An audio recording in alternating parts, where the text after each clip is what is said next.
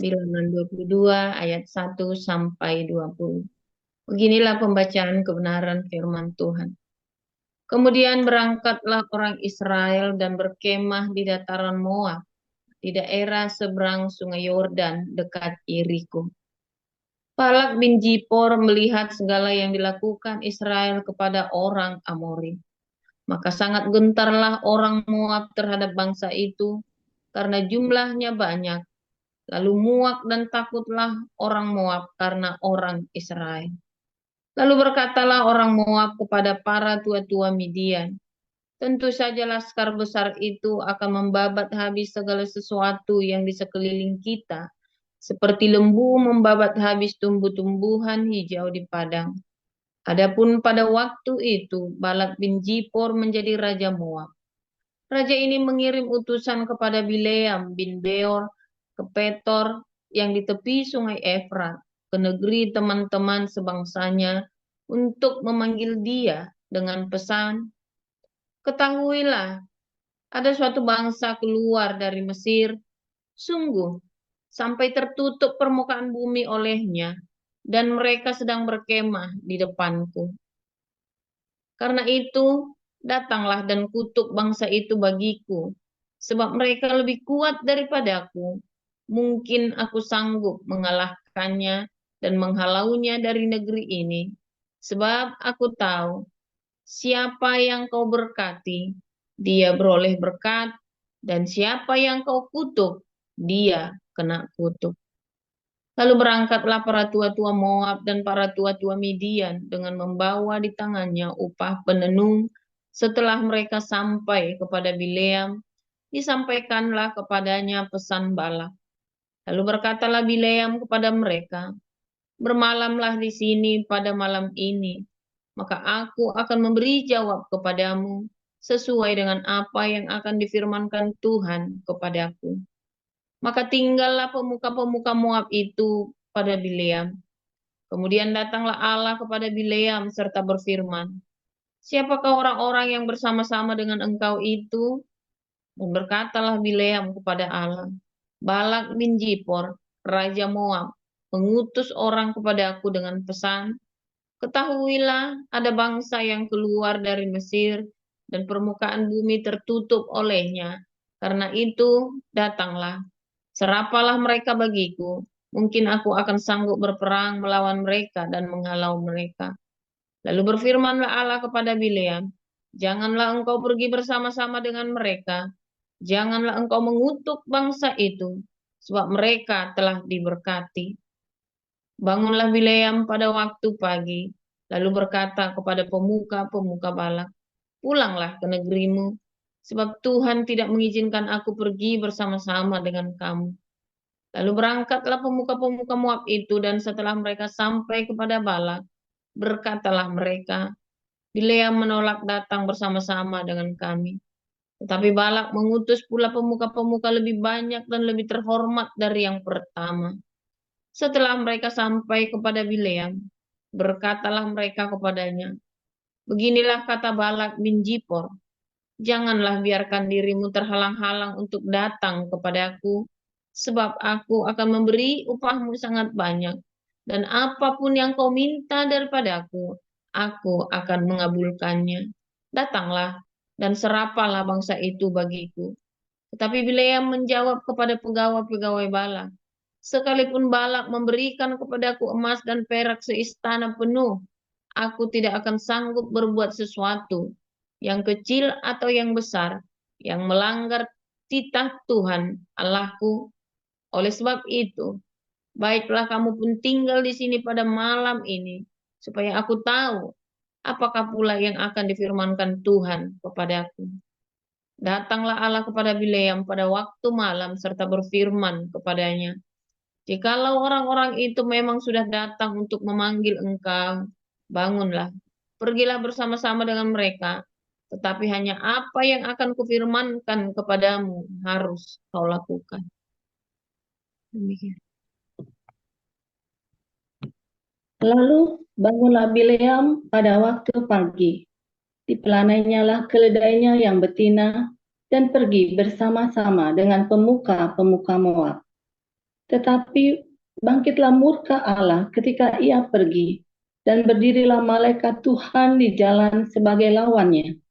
Bileam mengendarai keledainya yang betina, dan dua orang bujangnya ada bersama-sama dengan dia.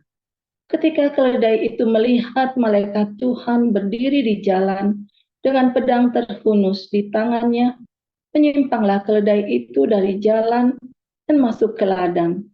Maka Bileam memukul keledai itu untuk memalingkannya kembali ke jalan. Kemudian pergilah malaikat Tuhan berdiri pada jalan yang sempit di antara kebun-kebun anggur dengan tembok sebelah menyebelah. Ketika keledai itu melihat malaikat Tuhan, ditekankannya lah dirinya kepada tembok, sehingga kaki Bileam terhimpit kepada tembok. Maka ia memukulnya pula. Berjalanlah pula malaikat Tuhan terus, dan berdirilah ia pada suatu tempat yang sempit, yang tidak ada jalan untuk menyimpang ke kanan atau ke kiri. Melihat malaikat Tuhan, meniaraplah keledai itu dengan Bileam masih di atasnya. Maka bangkitlah amarah Bileam, lalu dipukulnyalah keledai itu dengan tongkat. Ketika itu Tuhan membuka mulut keledai itu, sehingga ia berkata kepada Bileam, "Apakah yang kulakukan kepadamu sampai engkau memukul aku 3 kali?"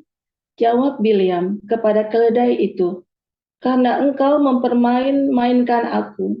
Seandainya ada pedang di tanganku, tentulah engkau kubunuh sekarang."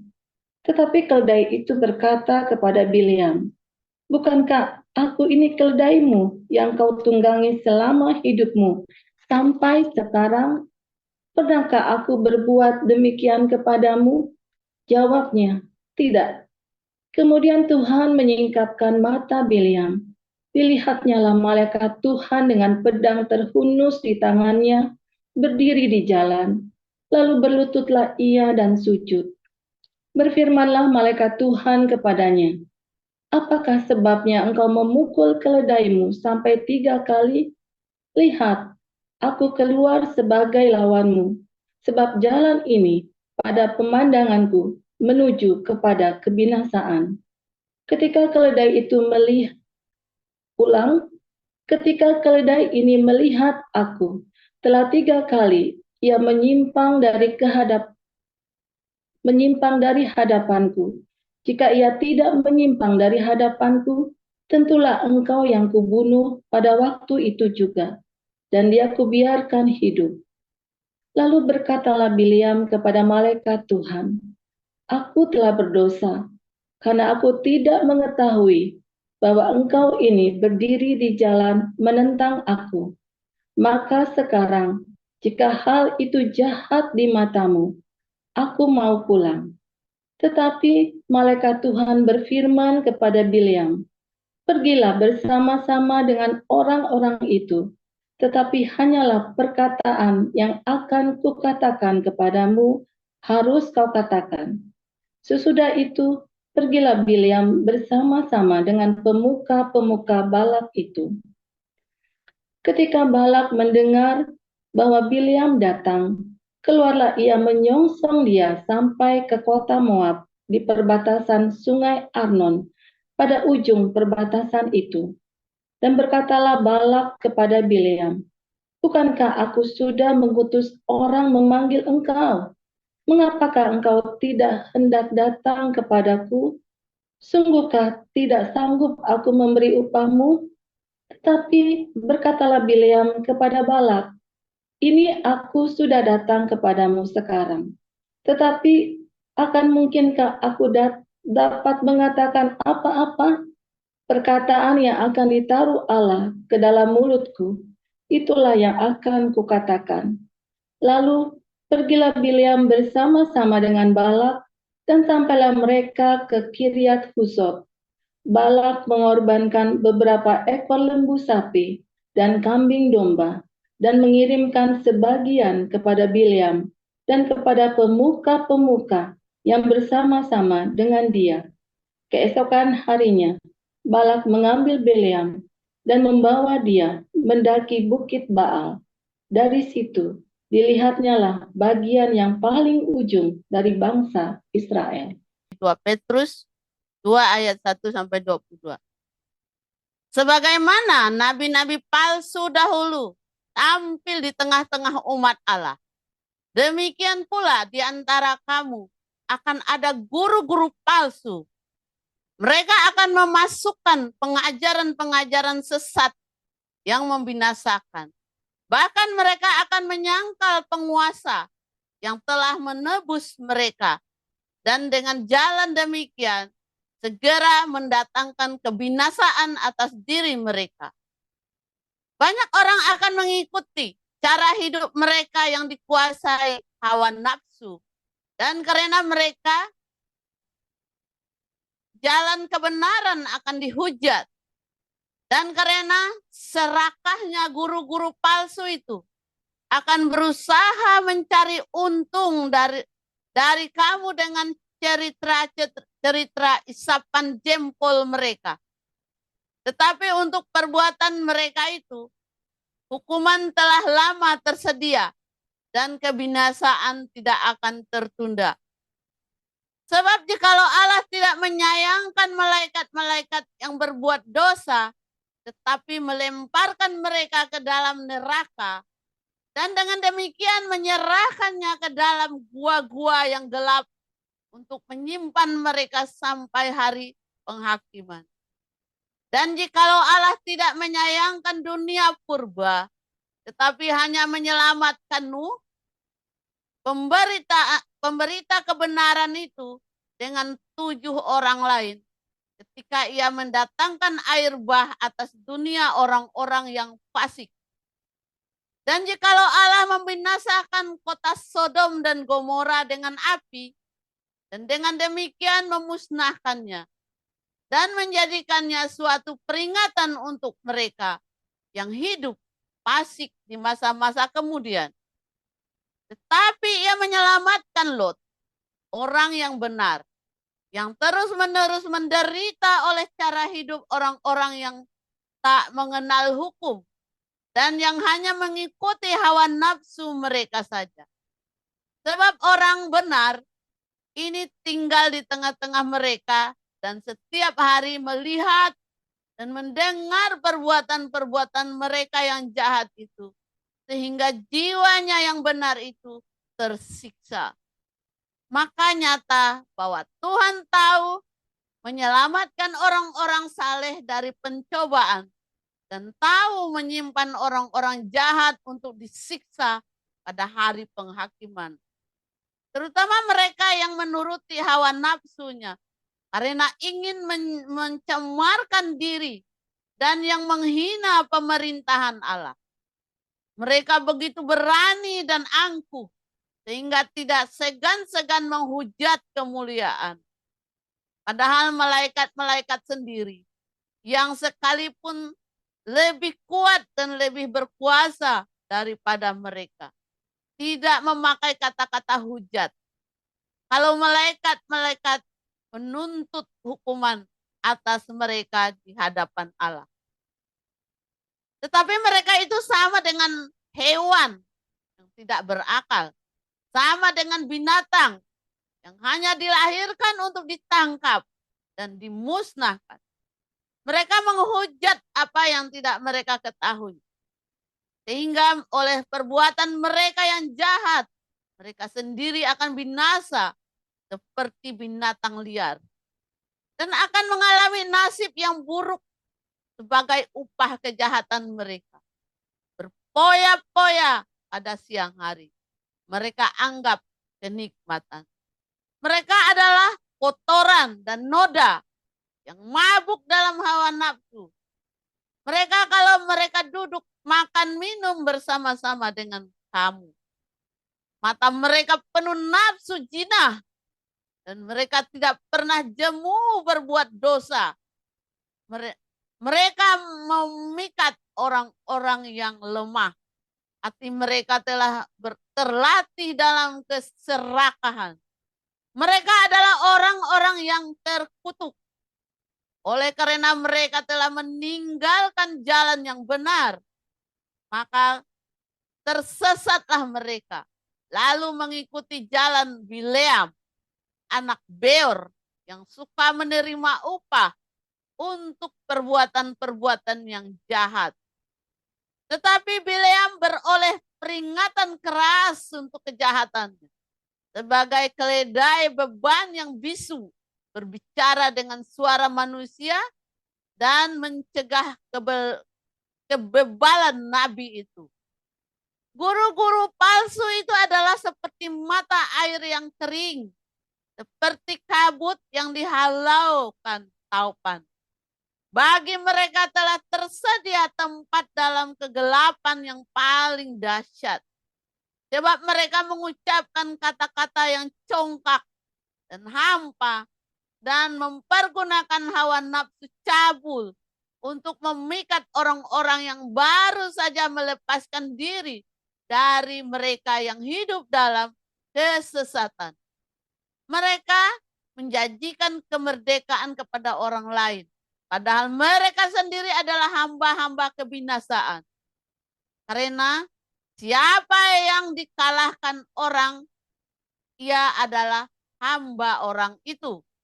Sebab jika mereka oleh pengenalan mereka akan Tuhan dan Juru Selamat kita, Yesus Kristus, telah melepaskan diri dari kecemaran-kecemaran dunia, tetapi terlibat lagi di dalamnya, maka akhirnya keadaan mereka lebih buruk daripada yang semula.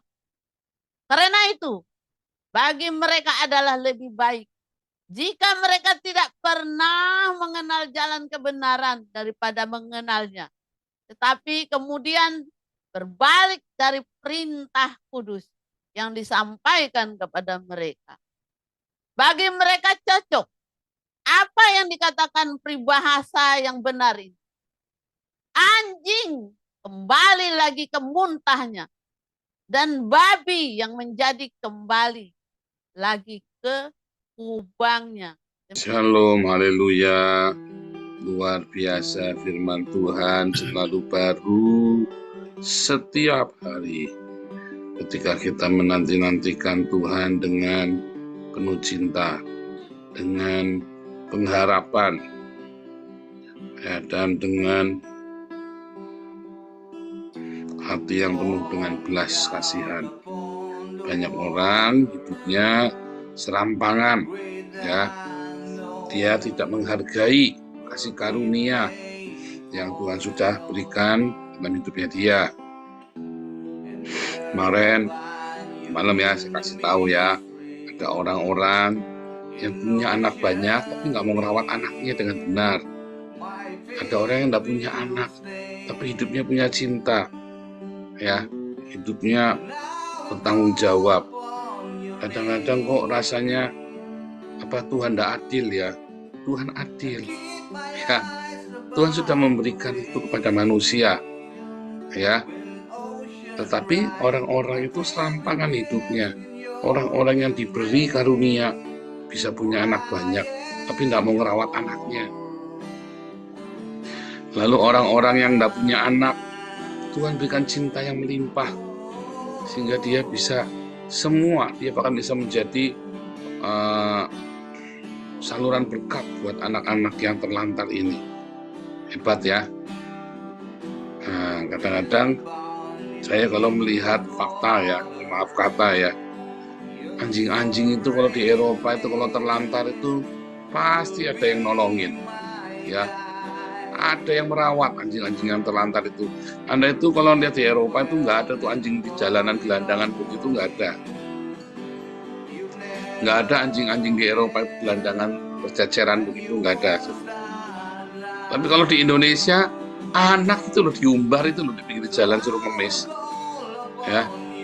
Aduh, kadang-kadang saya nggak ngerti ya, ini manusia-manusia ini ya. Tetapi itulah ya, ada orang yang menghargai kehidupan. Bahkan anjing pun dirawat, binatang pun dirawat. Nggak ada kucing gelandangan di sini, nggak ada. Anjing gelandangan, kucing gelandangan nggak ada. Ya, belum pernah lihat saya ya, anjing gelandangan, kucing gelandangan itu belum pernah lihat. Tapi di Indonesia lihat anak gelandangan itu banyak ya. Mengapa? Karena orang tuanya nggak tanggung jawab.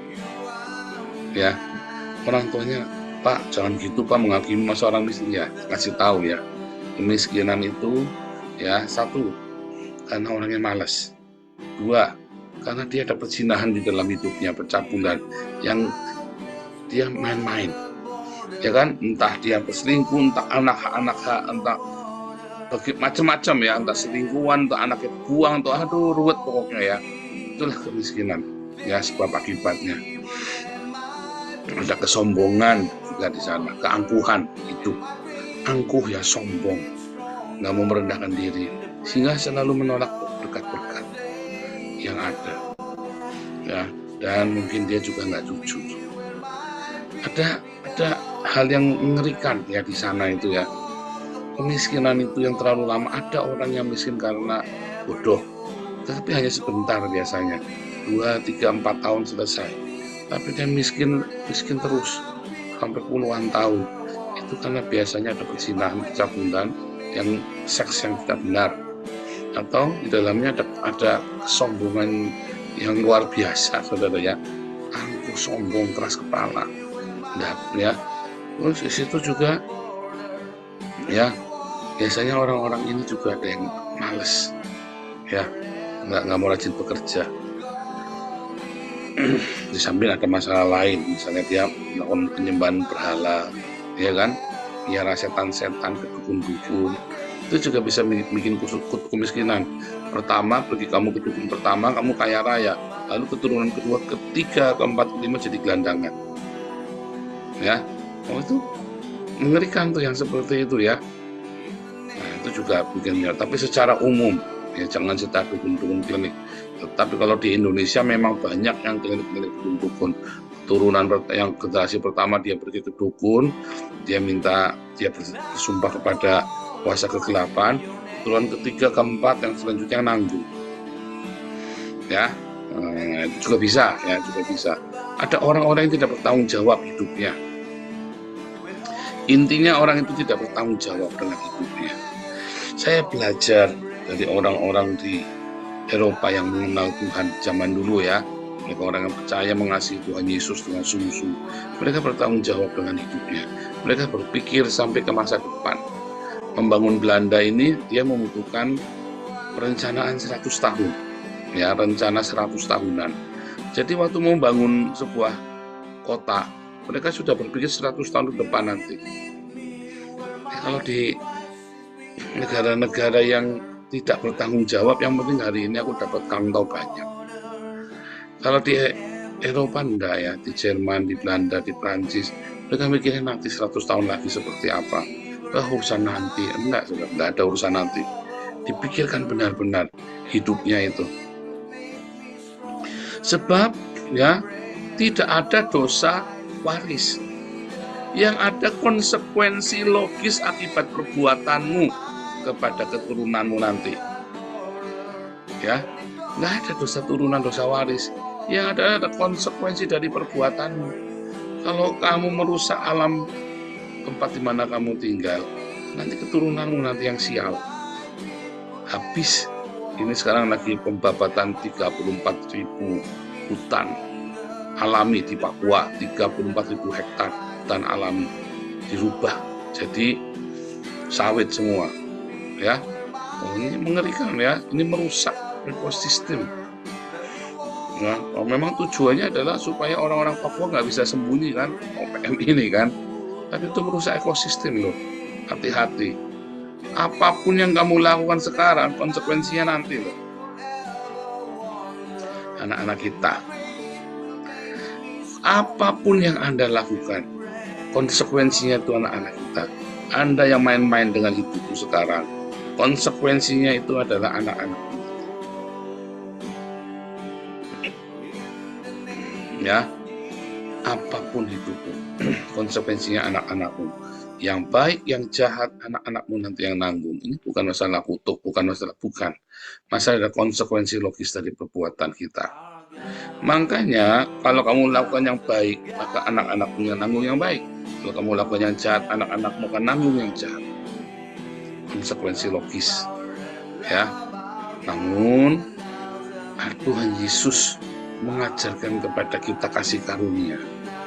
Ya, ada kalanya kita menabur yang jahat, ya, maka tidak ada penuaian yang jahat. Kalau orang nanam padi, kan tumbuhnya padi. Kalau orang nanam ilalang, ya tumbuhnya ilalang, sudah pasti. Tapi orang nanam padi seringkali ada ilalang di sana. Sedangkan orang nabur ilalang belum tentu ada padinya. Ya, orang nanam ilalang belum tentu bisa padi tumbuh. Tapi kamu nanam padi pasti ada ilalang di sana tumbuh bersamaan. Ya, begitu. Ya, tetapi ada kalanya ilalang itu nggak tumbuh dengan kasih karunia Tuhan.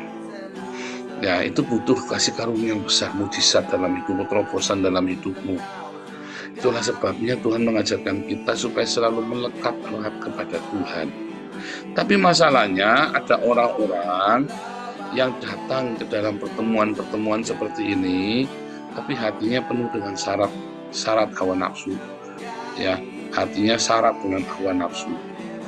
Beberapa waktu lalu sudah saya umumkan ada beberapa orang ya, yang namanya Heri, yang botak itu ya, yang kumisan botak itu, hati-hati. Blacklist langsung ya, hati-hati ya. Kok Pak nutup-nutupin ya, ditutupin tuh Pak, dibuka. Hati-hati kalau ada orang ngajak privat, kopdar yuk privat ya, perempuan atau apa laki-laki ngajak kopdar privat, atau perempuan muda tiba-tiba ngajak kamu yang sudah tua laki-laki kopdar privat. Hati-hati saudara. Serius ya, ini sudah saya umumkan ya. Ada anak perempuan muda lalu ngajak Anda kopdar privat, alasannya pengen konseling.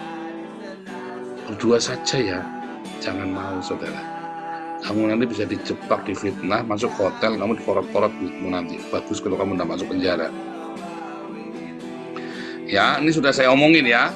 Jangan nanti ngomong, aku GR, waduh Anda langsung kepalanya megar, ada anak perempuan muda ngajak Anda mau konseling, pas saya lihat Bapak ini rohani beginilah begitulah.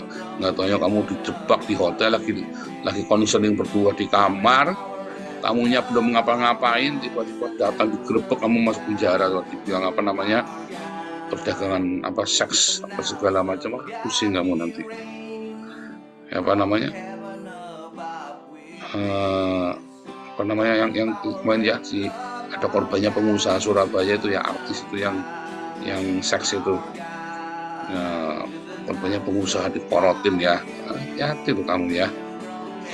Tuduhannya pasal saya lupa itu ya. Pokoknya esek itulah, pasal esek itu. Hati-hati saudara ya. Saya sudah ngomong. Atau Anda perempuan ya, tiba-tiba ada laki-laki yang ngajak kopdar, begini mau konseling lah, mau apalah, mau inilah, mau ngasih ini, mau ngasih itu, jangan pernah mau berdua. Kalau kopdar itu ya, jangan berduaan, jangan bertiga, beramai-ramai. Serius. Saya belum pernah ketemu dengan kalian. Saya baru ketemu Pak Stephen, Bu Mantu, Bu Lianti, Bu Marzu. Ya. Pak HW saya sudah ketemu, Andrea saya sudah ketemu. Yang lain saya belum pernah ketemu loh. Mbak, itu Pak Utomo baik nak, yang Bu saya nggak tahu baik apa enggak. Pak David baik apa enggak, yang Bu saya nggak tahu. Ya, kalau di Zoom semua bisa jadi siapa saja, saya nggak tahu saudara. Ya kan? Hati-hati loh saudara ya. Pak ini fungsi bagaimana? Ya nggak tahu. Orang nanya saya nggak tahu. Orang di YouTube, di Zoom Anda bisa siluman, bisa jadi malaikat loh. Kita nggak ngerti. Hati-hati kalau kopdar beramai-ramai, jangan sendiri-sendiri. Dan itu banyak sekali terjadi dari zaman dulu. Bahkan pertemuan di gereja yang fisik saja, yang nyata, ya offline ya nyata, itu aja bisa banyak yang salah. Apalagi di dunia maya seperti ini. Ya, jangan langsung wah lepek-lepek baru disenengin apa, asal baru kontak online begitu Anda sudah lepek-lepek begitu. Hati-hati saudara ya. Uji segala sesuatu, kopdar ketemu darat rame-rame. Jangan pinjem-pinjeman uang. Selalu ada bileam di tengah kita. Selalu ada guru-guru palsu di tengah kita. Selalu ada. Ya. Selalu ada dari zaman dulu 2000 tahun yang lalu sampai dengan hari ini. Selalu ada orang yang kelihatannya baik ngomongnya kemarin ya. Wah, saya pelayanan di sini, di situ, apa segala macam. Katanya moral ujung-ujungnya doa daya dana, enggak duit. Kalau bilang doa daya dana, saya langsung enak sama Bu Ana, langsung dimatiin. Tak, di mute. Doa daya dana, kamu di mana? Kita baru kenal, kamu pamer-pamer pelayanan, doa daya dana. Yang baru kenal, masuk sini, tiba-tiba minta doa daya dana, saudara ya. Tak, langsung di mute. Ya, nggak tahu ya. Pak Thomas juga ya, aduh pakai foto-foto bareng Pak Thomas lagi. Aduh, hati-hati Pak Thomas. Hati-hati yang suka foto bareng sama kamu gitu. Jangan soalnya gini ya, saudara ya. Orang akan berkumpul dengan orang yang setipe dengan dia. Ya, orang akan berkumpul dengan orang yang setipe dengan dia. Serius, saya nggak main-main. Kamu orang yang keras, kamu kan ketemu orang bolak-balik, kamu ketemu orang yang keras. Kamu orang yang lembek, kamu pecundang, ketemu orang yang pecundang. Kamu orang yang positif, kamu kan selalu ketemu dengan orang yang positif. Itu sudah hukum universal, hukum alam. Ada magnet, ya. Kamu orang-orang yang mudah ditipu, ya ketemunya dengan orang-orang yang suka nipu. Orang yang mudah ditipu, ya ketemunya dengan orang-orang kamu yang onggongan masalah duit. Kamu kan ketemunya orang-orang yang suka nipu kamu. Itulah sebabnya peraturan SOP itu penting, supaya jangan tertipu. Itu saja kita bisa kena, tetap. Orang ngakali SOP, di sela-sela SOP itu dia bisa ngakali. Ya, kan sudah kejadian kita juga. Tidak melanggar SOP, tapi kita kena banyak. Kenapa? Karena dia ngakali SOP, tidak melanggar SOP, tapi kita kena banyak. Ya, bisa. SOP itu penting, peraturan itu penting, supaya kita tetap positif sama orang. Kita tidak perlu curiga sama orang, yang penting ikut SOP saja. Saya bilang bolak-balik sama Bu Yanti, nggak usah galak-galak, ikutin aturan saja, kamu tetap tersenyum. Ya, tapi ikutin aturan saja. Ya, sehingga kita nggak perlu curiga sama orang kan. Tapi ini feeling saya indera keenam, kita nggak perlu pakai indera keenam. Yang penting SOP-nya jalan. Tapi kalau gitu kan kita aturannya nanti aturan kan dibuat untuk dilanggar, ya jangan gundul peyang. Aturan dibuat untuk dilanggar, jangan bikin aturan. Kalau aturan dibuat untuk dilanggar, jangan bikin aturan. Aturan tidak boleh dilanggar. SOP tidak boleh dilanggar, turutin. Wah, kita kan harus penuh kasih, gundul peyang. Tetap kadang-kadang kamu penuh kasih, ikuti aturan itu supaya kamu jangan mencurigai orang. Ikutin aturannya. Tadi malam saya bilang bagaimana cara merawat Taman Eden. SOP. Ya, prosedur yang benar, aturan yang benar, itu membantu kita untuk merawat Taman Eden. Jadi dibuat, aturan itu dibuat. Bukan untuk mempersulit orang lain, tetapi supaya kita jangan saling curiga, supaya kita jangan saling menuduh, supaya kita jangan keras-kerasan. Yang penting ikut aturan, ditaatin. Kalau nanti aturannya terasa terlalu ribet dan merepotkan, bicarakan dulu, dirubah dulu, baru kita ikutin SOP yang baru. Tapi yang lama berjalan sesuai dengan aturan. Nangkep nggak? Hati-hati saudara ya. Peraturan dibuat bukan untuk dilanggar. Peraturan dibuat untuk ditaati dan menjaga supaya kita jangan saling curiga. Oke, ikutin aturan aja lah, nggak usah marah-marah. Enak kan? Benar nggak? Kan peraturan itu dibuat bukan oleh satu orang. Rame-rame kita bikinnya. Saling diskusi. Nanti kita setiap berkala kita ketemu, kita uji lagi. Ternyata ini gini memberatkannya, ini Pak, yang ini ada yang begini, ada yang komplain begini, ada yang komplain begitu. Saya dirugikan Pak karena saya capek Pak jawabin orang komplain. Coba-coba kita lihat salahnya di mana. Oh, oke. Dulu kita aturannya 3 bulan, sekarang 1 bulan. 3 bulan hadir, harus 3 bulan hadir. 3 bulan hadir, orang minta bantuan kok persulit. Ya udah 1 bulan sekarang. Coba. Kalau memang mau dirubah SOP-nya mau dilanggar, nggak boleh. Meeting dulu, bicarain dulu.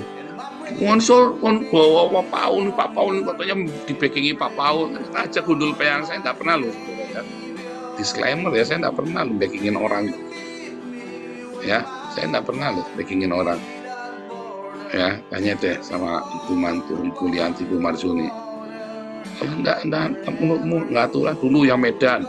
Itu katanya temannya Pak Paul. Enggak, saya aja nggak suka kok sama orang itu kok. Misalnya begitu ya, saya aja nggak suka kok. Kan begitu ya. Ikutin aturan saja. Dan jangan karena saya kan gara-gara saya nggak suka lalu Anda musuhin orang itu juga jangan. Ikutin aturan saja, prosedur saja. Jadi tidak bisa semena-mena juga. Nah, spirit Bileam adalah spirit backing-backingan. Spirit Bileam, pengajar-pengajar yang bisa disogok. Spirit backing-backingan itu intrik loh saudara. Di dalam gereja ada spirit Bileam. Para pemimpin, para pengurus bisa disogok. Itu spirit Bileam itu saudara. Syarat dipenuhi hawa nafsu. Anda menyadari nggak di gerejaan, di gereja mungkin Anda ada bergabung, ada spirit Bileam di sana. Di semua gereja ada spirit Bileam. Makanya Yudas dan Petrus mengingatkan Yudas saudara Yakobus ya, bukan Yudas Iskariot tapi Yudas saudara Yakobus saudaranya. Lihat ada spirit Bileam, hati-hati loh. Ya, yang backing-backingan di gereja. Pemimpin atau guru-guru palsu yang bayar untuk ngomong yang salah atau untuk melakukan untuk tadi aturan dilanggar itu, aturan dibuat-buat dilanggar itu spirit Bileam saudara. Spirit Bileam ya, terus asal janji di lobi dibaik-baikin kamu lalu kamu nabrak SOP, nggak bisa, hati-hati loh saudara, itu spirit Bileam. Yayasan komunitas kita punya spirit ya untuk membantu, tetapi jangan mudah di lobi. Kita sudah punya SOP, ada aturan ya, bukan kita kejam, justru kita mengasihi. Sebab nanti kita nolong orang, kita sendiri di dalam berantem gara-gara tuduhan, nanti ujungnya bukan kamu yang ngasih, saya kan hanya menyampaikan saja. Repot saudara. Itulah gunanya SOP, supaya jangan ada yang bilang, kan saya hanya mengusulkan, mau diterima tidak diterima ya terserah. Nggak boleh saudara, jangan ada omongan begitu. Kita semua harus bertanggung jawab. Makanya ada SOP. Ya, SOP itu dipakai di dalam yayasan bukan untuk mempersulit, tetapi untuk kita bertanggung jawab. Apa yang kita lakukan sudah dalam koridor yang benar. Tidak ada backing-backingan, saudara. Ingat-ingat ya para pengurus ya. Ada orang sebut nama saya, sudah ngomong sama Pak Paul, gundulmu peang, gitu aja saudara. Sebut nama Pak, gundulmu peang. Sebab kalau saya ada pesan, saya pasti akan ngomong langsung. Ya, saya pasti akan ngomong langsung sama orangnya. Kalau saya tidak ngomong langsung, kamu cek langsung ke saya. Apa betul Pak Paul bilang begini? Harus saudara. Saya dari pertama kali kerja sampai dengan hari ini, dulu saya pertama kali masuk dunia sekuler, bahkan saya pertama jadi full timer tahun 96, saya jadi full timer di gereja sampai dengan hari ini. Saya tidak pernah main intrik loh, tidak pernah backingan saudara. Ya, pendetanya itu adalah paman sepupu saya, sepupunya mami saya maksudnya. Gembala kami itu ya yang adalah sepupu dari mami saya. Saya full timer di situ. Saya nggak pernah backingan. Ya, jangan Anda pikir saya akan melakukan itu di sini backingan. Kakak saya saja tidak saya masukkan jadi pengurus loh. Daripada saya full timer, orang-orang full timer kasih 5 juta, mendingan kakak saya kan. Daripada nge-grab setengah mati, belum tentu dapat 5 juta sebulan. Betul nggak? Daripada saya cari pengurus, Jadi ketua Dr. Yuwono segala macam, dengan kakak saya tak jadikan ketua. Gaji. Bener nggak? Salah. Itu namanya backing-backingan, tak boleh. Kakak saya pun tak boleh jadi pengurus di sini. Ya. Terus kita cari bendahara setengah mati, mumet saya sampai gegeran. Mendingan kakak saya jadi bendahara, beres kan? Nggak boleh. Itu loh, sampai segitunya saya. Artinya Anda jangan terus terlena, seakan Anda ditipu orang, seakan saya backingin orang lain. Enggak, saudara ya. Kakak saya tidak boleh jadi pengurus kok. Itu Pak Malaikat itu bolak-balik nyuruh kakak saya masuk dalam Diakonia Surabaya. Tuh, temennya Linda, tuh kakak saya itu temennya Linda, baiknya Linda kakak saya itu. Saya bilang nggak boleh, jangan. Bayangin saudara, Linda tahu kehidupan kakak saya, ya, tidak lebih baik daripada Bu Linda, ya, tidak lebih baik perekonomiannya. Nggak boleh saudara, kekeh saya nggak boleh. Bayangin, jangan packing-packingan. Jadi nggak ada inti di tempat kita. Kakak saya tidak boleh masuk ke yayasan kok, apalagi kamu mau packing-packingan. Emang gua pikirin lu siapa? Kakak saya tidak boleh kok, iya kan? Jadi itu spirit Biliam, ya, itu spirit Biliam. Hati-hati saudara ya, jangan packing-packingan, jangan nusuk packing-packingan begitu. Enggak, selama kamu pertahankan ketulusan hatimu, jangan packing-packingan. Yayasan kita akan jadi berkat bagi banyak orang. Yayasan kita akan memberkati dan akan semakin dipercaya keuangannya, sehingga kita bisa membantu sebanyak mungkin orang. Saya punya iman, kalau saya tulus, kakak saya akan diberkati. Ya, tanpa saya harus mendodosi uang yayasan buat kakak saya. Itu saudara, Anda juga sama. Jangan berpikir, nanti Pak sudah tak baik-baiki ya, lalu saya pasti membantu kamu. Loh, Pak Charles saja dulu waktu kita lagi gegeran sama si ceker babi itu, Pak Charles itu kan suka rajin ngasih perpuluhan. Dia kan bekas dari gereja perpuluhan itu loh. Kalau nggak salah jemaat Tiberias atau mana itu. Jadi Pak Charles, aku sekarang nggak pernah perpuluhan ke gereja, tak kasih Pak Paul saja ya. Waktu itu Pak Charles lagi sering gegeran sama ini saya. Terus Pak Charles jadi ketua yayasan. Karena sudah berganti kali-kali, kita setahun ganti ketua 4 kali kalau tidak salah ya. Saya bilang sama Pak Charles, janganlah, nanti dia transfer ke saya lalu jadi fitnah kan. Lumayan loh perpuluhannya Pak Charles itu saudara. Jangan Pak, itu pun saya bilang jangan, supaya nanti jangan dikira saya backingin Pak Charles. Itu saja saya dibilangin backingin Pak Charles, saudara. Coba kurang ajar gak ini orang-orang yang ngomong? Bukan, saya membela Pak Charles bukan karena Pak Charles ngirim saya perpuluhan kan. Sampai fitnahnya kan karena si Paulus yang dikasih uang sama Pak Charles. Pak Charles itu saya ingat sekali, Pak Charles hanya sekali ngasih uang ke saya 1 juta rupiah.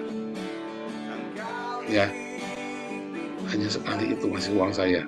Saya bilang tidak boleh, jangan Pak, jangan transfer ke saya, sebab nanti jadi fitnah. Pak bayangin saudara, di kita tuh tidak boleh ada spirit Biliam, guru-guru palsu yang syarat dengan hawa nafsu untuk uang, lalu adalah melegalkan.